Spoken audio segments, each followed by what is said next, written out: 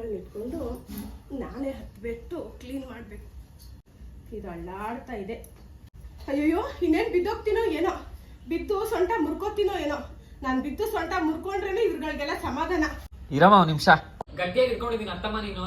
ಅಯ್ಯೋ ಪಾಪಿ, ಅಲ್ಲಿಂದ ಎದ್ ಬಂದಿದ್ ನೋಡಿ, ಫ್ಯಾನ್ ಕ್ಲೀನ್ ಮಾಡ್ಕೊಡ್ತೀಯ ಅನ್ಕೊಂಡು ನಾನು. ಕ್ಲೀನ್ ಆಗೇ ಇದೆಯಲ್ಲ, ಅದನ್ನೇನು ಕ್ಲೀನ್ ಮಾಡ್ಬೇಕು?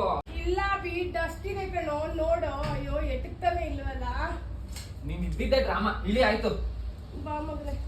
ಮಮ್ಮಿ ಅತ್ತಪ್ಪ ಅತ್ತು, ನಾನು ಬಟ್ಟೆ ಎಲ್ಲ ಜಾಲಿಸ್ಕೊಡ್ತೀನಿ, ಹೆಲ್ಪ್ ಮಾಡ್ತೀನಿ ನಿಂಗೆ.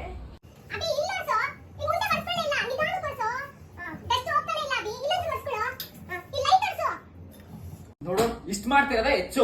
ನೀನ್ ಇನ್ನೂ ನನ್ ತೊಂದರೆ ಕೊಟ್ರೆ ನಾನು ಹಿಡಿದ್ಬಿಡ್ತೀನಿ. ಅಯ್ಯ ಆಯ್ತಾಯ್ತಾಯ್ತು, ಹೆಂಗೋ ಒಂದು ವರ್ಷ